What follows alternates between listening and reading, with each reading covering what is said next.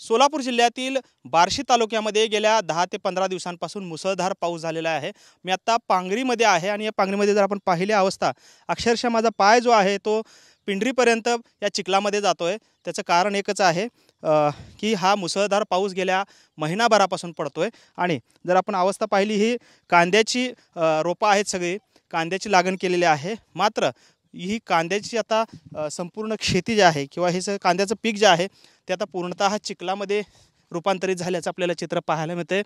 खरं तर बार्शीमध्ये मुसळधार पाऊस जो आहे सातत्याने होत आहे। ढगफुटी सदृश पाऊस झाल्याचं देखील सातत्याने पाहायला मिळालं आणि त्यामुळे या भागातील शेतकऱ्यांचा जो हाताला आलेला घास आहे तो आता या निसर्गाने हिरावून घेतलेला आहे। आसमानी संकट जे आहे या शेतकऱ्यांवरती ओढवलेलं आहे। आपण पाहतोय खरं तर हातामध्ये स्ट्रेचर घेऊन हे शेतकरी ज्यांचं हे शेत आहे ते इथं आलेले आहेत। मामा, आता तुमचं वय असेल 70च्या पुढं, 77 वय आहे। कधी असलं पाऊस बघितलाय का? आणि असलं नुकसान जन्मापासून बघितलेलं नाही। जन्मापासून 77 वर्ष झाली असा पाऊसच झालेला नाही।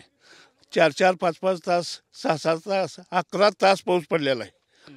त्यामुळं जमिनीचा निचराच होऊ शकला नाही आणि शेतकऱ्यांनी जी पिकं केलेली आहेत ते खताचे भाव, कांद्याचे भाव, कांद्याच्या ब्याचे भाव किती आहेत, जमीन आसमानाला कोसळलेले आहेत।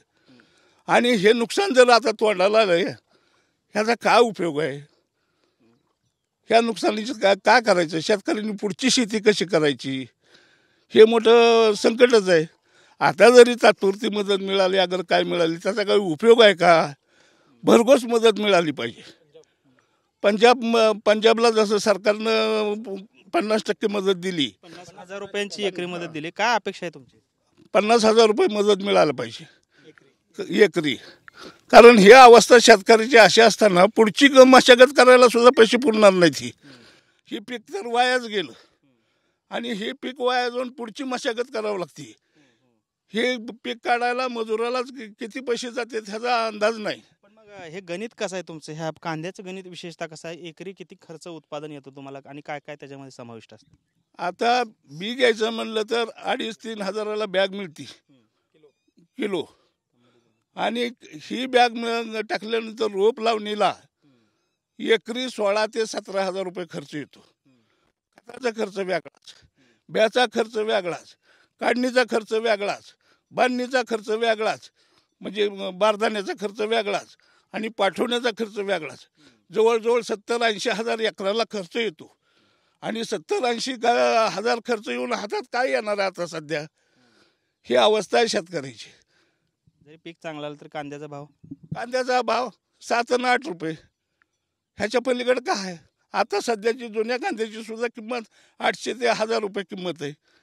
कसं शेतकऱ्यांना जगायचं? आणखी काही शेतकरी आहेत। खरं तर आसमानी संकटच आता ह्या तुमच्या सगळ्यांवरती ओढवलेला आहे।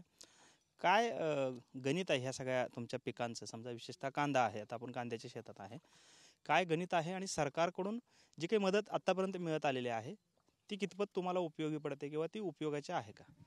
नाही, मागच्या सरकार जे शिंदे सरकार होते, माहितीचं सरकार होतं, त्याच्यामध्ये 3 हेक्टरपर्यंत आणि 13,700 रुपये म्हणजे ह्याला होते आणि बागायती शेतीला 26,000 रुपये होते आणि फळपिकांना वेगळी मदत होती। तर या सरकारने आता आम्ही ऐकलेले असं आहे की 2 हेक्टरपर्यंतच मदत मिळणार आहे आणि दुसरी गोष्ट त्याचं म्हणजे जी मिळणारी रक्कम आहे ती पण कमी प्रमाणात दाखवलेली आहे। 7,500 रुपये हेक्टरी दाखवलेले आहे आणि बागायतीला 14,000 का 15,000 रुपये हेक्टरी दाखवलेले आहे। तर मला वाटतं की मागच्याप्रमाणे 3 हेक्टरपर्यंतची मदत मिळावी आणि जर शक्य झालं म्हणजे पंजाब सरकारने जसं 50,000 रुपये एकरी भाव दिला तसं जर आम्हाला 50,000 रुपये एकरी दिलं तर आम्हाला थोडा तरी दिलासा वाटेल या नुकसानीचा काहीतरी। खरं तर पंजाब सरकारने 50,000 रुपये हेक्टरी दिलेले आहेत, एकरी साधारणपणे 20,000पर्यंत आहे। तुमची काय अपेक्षा आहे? तुम्हाला जो मिळणारा जो काही मदत आहे ती तुम्हाला पुरेशी आहे का? कारण एवढं मोठं नुकसान या भागाचं झालं। पंजाब सरकारप्रमाणे महाराष्ट्राला पण तशीच मदत द्यावी आणि शेतकऱ्याचं अतोनात नुकसान झालं नाही आणि महाराष्ट्राला सरसकट हेक्टरी असे 2 एकर 3 एकर न करता सरसकट मदत मिळावी ही आमची सगळ्या शेतकऱ्याची भावना आहे। तुम्हाला काय वाटतं किती मदत मिळावी सरकारकडून? त्यांना आता सरसकटच मदत द्यायला पाहिजे, कुठलाही निकष न लावता। बघा तुम्ही आताची परिस्थिती, उपटला तर कांदा नाही तर पात, कांदा बी राहिला नाही पात बी राहिला नाही, करायचं काय शेतकऱ्यांना? ही व्यथा समोर मांडा त्यांना, बरोबर सरसंकट त्यांना न निकष लावता अनुदान देऊन टाका म्हणून. आपण पाहतोय खरं तर हां काय सांगाल काय परिस्थिती आहे? विषय असा आहे सर, हेक्टरी 1.5-2 लाख रुपये कांद्याच्या पिकासाठी आमचे शेतकरी खर्च करतात आणि टोटली लॉस. जर हेक्टरी 2.5 लाख रुपये घालवले आणि शासनानं 12 आणि 13 हजार रुपये जर मदत दिली तर पुढचं पीक शेतकऱ्यांनी घ्यायचं कसं? आणि ह्याच्यात शेतकरी इतका चिंताग्रस्त पडलेला आहे आज.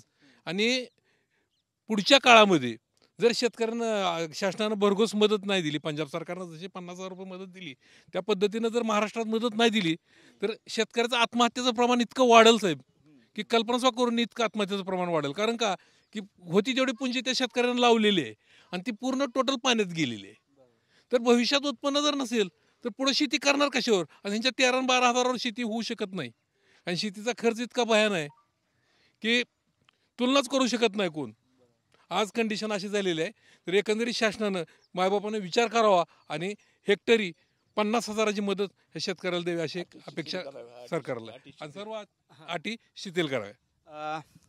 काय सांगाल खरं तर आता काय अपेक्षा आहे सरकारकडून उरलेली आणि साधारणपणे काय या भागात चित्र आहे? सगळं तुम्ही फिरता आहात भागातमध्ये, या भागात सर्वत्र पाऊस जास्त झाल्यामुळे सर्व शेतकऱ्यांचं अतोनात नुकसान झालंय व सरकारला एवढीच विनंती आहे की सरकारनं जेवढी जास्तीत जास्त मदत करता होईल एवढी मदत सरकारनं करावी व शेतकऱ्याला या संकटातून बाहेर काढावं अशी माझी विनंती आहे.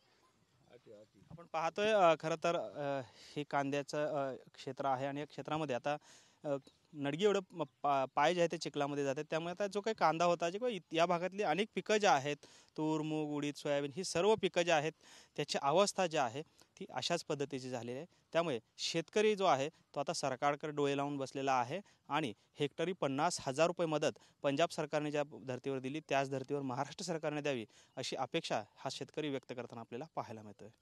कॅमेरामन विनोद हुमनाबादकरसह सागर सुरवसे, TV9 मराठी, पांगरी, बार्शी, सोलापूर.